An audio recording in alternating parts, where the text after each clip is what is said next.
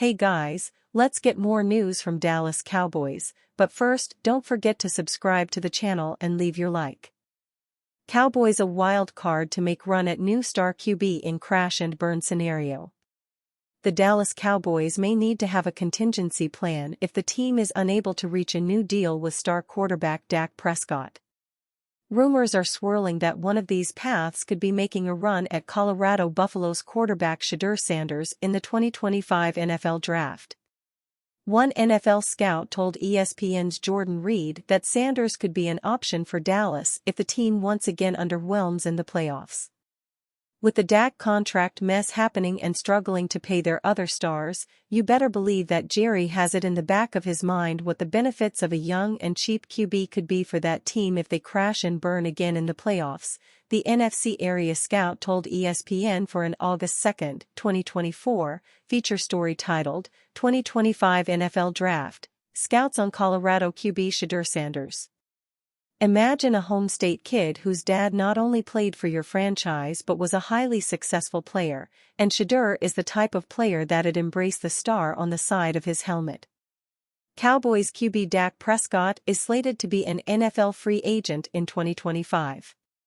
Prescott's situation has heightened pressure as the quarterback has a no-franchise tag clause in his current contract. The quarterback is heading into the final season of a 4-year, $160 million deal. As things stand now, Prescott would be free to sign with a team of his choosing in 2025. To land Sanders as a potential replacement, the Cowboys may need to picking much higher than their typical late first-round spot in the 2025 NFL Draft. The Cowboys are being floated as a wild-card team for Colorado star QB Shedeur Sanders in the 2025 NFL Draft. Reed labeled Dallas as a wild-card team for Sanders, while adding that the team is more of a long shot. The Las Vegas Raiders and New York Giants are two other teams the draft analyst termed as fits for Sanders.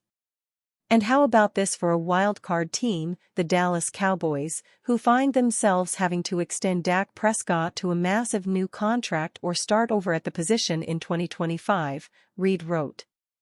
Dallas is probably a long shot, even if the Sanders family tries to exert control over Shedeur's landing spot.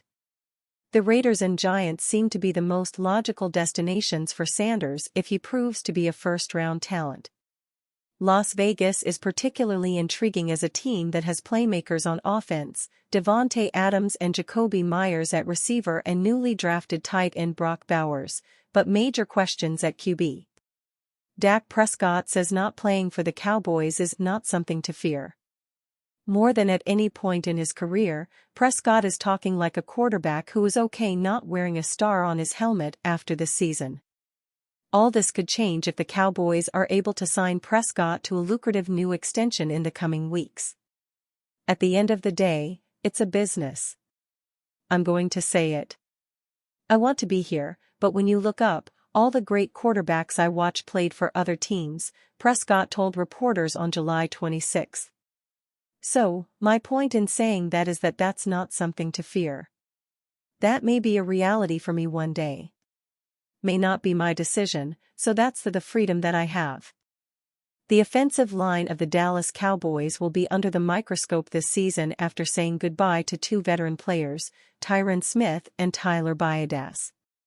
The Cowboys will replace them with younger guys, however, it's unclear just how ready these new guys will be by the start of the season. For that reason, all eyes have been on certain offensive linemen, and with training camp in full swing, we wanted to look at what we've seen so far. The veteran starters. There are 3 spots on the offensive line that contain locked-in starters. Nothing will change with these guys, but we'll check on them anyway. Zach Martin. It was sad to see Zach Martin walk onto the practice field in Oxnard without Tyron Smith by his side, but life goes on. As the elder, his main goal is staying healthy as he enters his 11th season. Martin has looked good, consistently winning against the younger defenders they throw at him. He has great balance, a stout anchor, and impressive strength. It's all business as usual for this future Hall of Famer as he hopes to improve after a slightly down season a year ago. Tyler Smith. It feels like only yesterday that many were scratching their head wondering why the Cowboys would spend their top draft resource on such a raw offensive lineman. Those thoughts are long gone as Tyler Smith has become the team's top offensive lineman, no offense, Zach Martin. At 23 years old, Smith is already an All-Pro and looks unbeatable on the practice field. The consistency in his footwork, his wide base, and those vice-grip hands give his opponents no chance. Smith is so strong and he's been dominating defenders on just about every rep. The dude's an absolute beast. Terrence Steele. This is one veteran that we're keeping a close eye on. Just a couple of years ago, Terrence Steele was ascending towards being one of the better tackles in the league, but a knee injury cut his season short. Last year, he struggled as he didn't move the same and it was evident he didn't trust his body. How does he look now, after another year removed from surgery? There have been mixed reports about the team's fifth-year tackle. Some, including his head coach, have commented on how he looks a lot more comfortable and that he's starting to show us glimpses of his 2022 self, but then there are other times when his movement is a little sluggish and he is late in securing the edge. He's had some losing reps against Micah Parsons, who doesn't, and rookie Marshawn Kneeland, but that might be more indicative of good defensive play than a knock on Steele. Either way, this one warrants additional monitoring as inquiring minds want to know if Steele will return to the real deal this season. The new guys. 2 starting spots are up for grabs with a couple of rookies in the mix as potential candidates.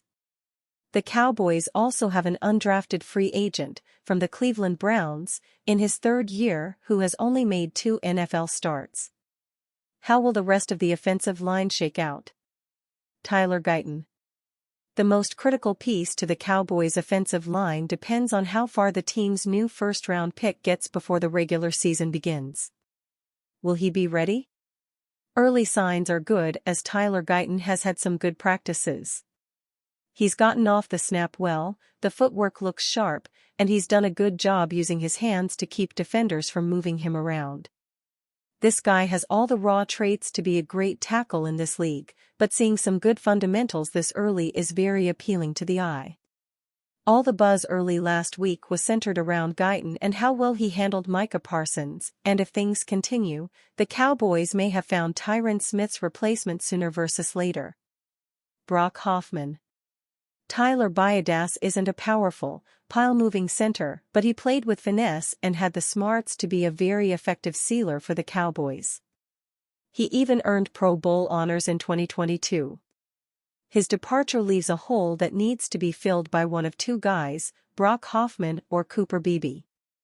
At the moment, the job is Hoffman's to lose, and this gritty UDFA is not showing any signs of letting it go.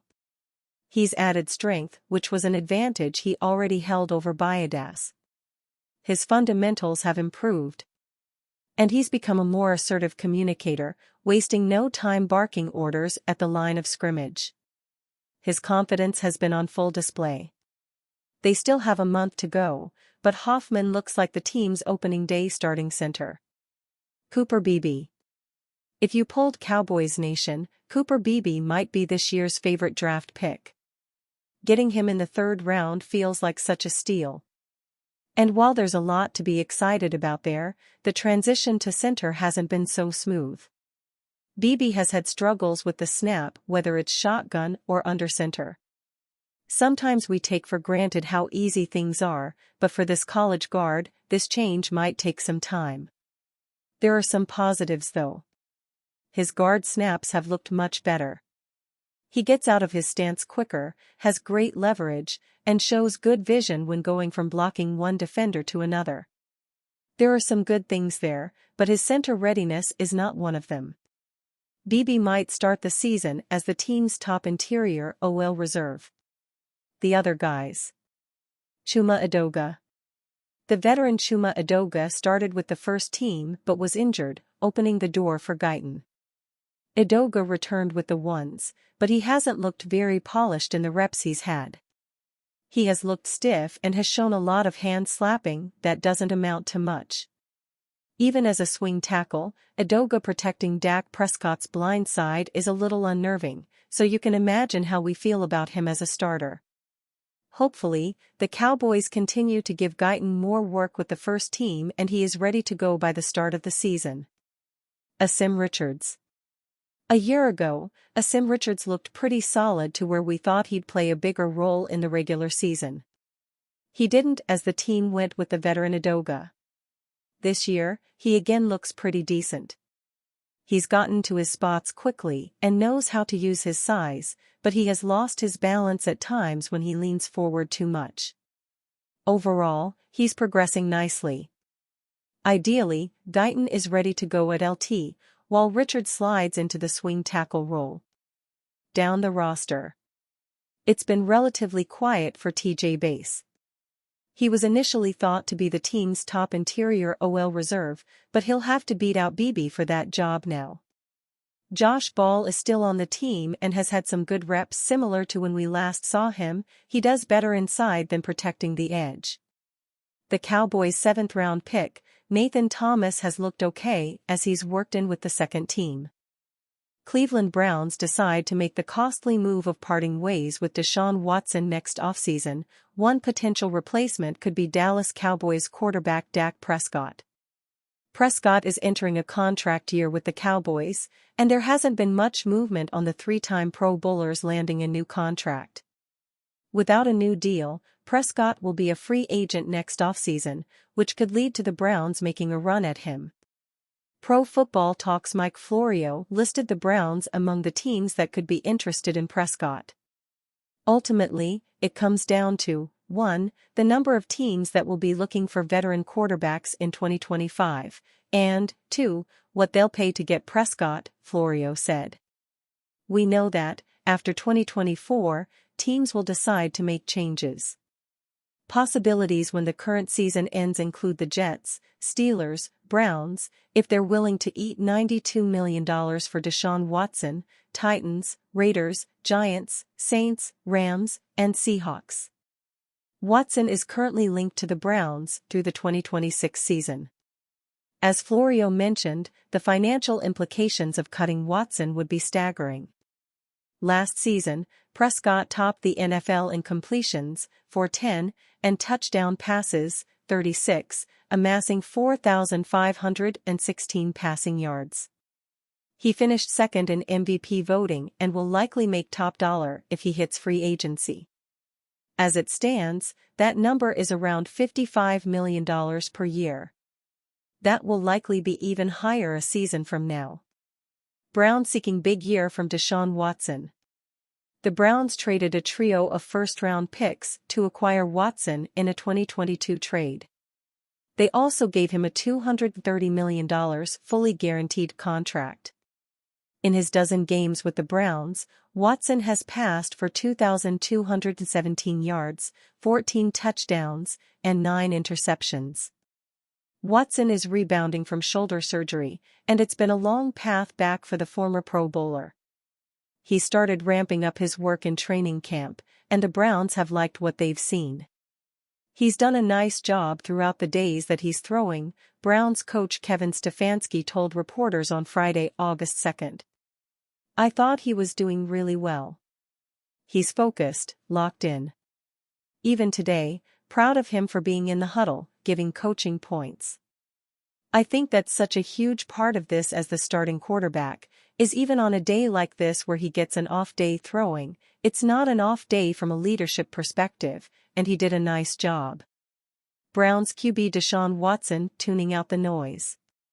Watson understands he's under pressure to produce. But he's also not letting the external noise drag him down. It's really just blocking out all the expletive, honestly, Watson said on July 26. It was tough coming in 2 years ago, different environment, different team, different all that.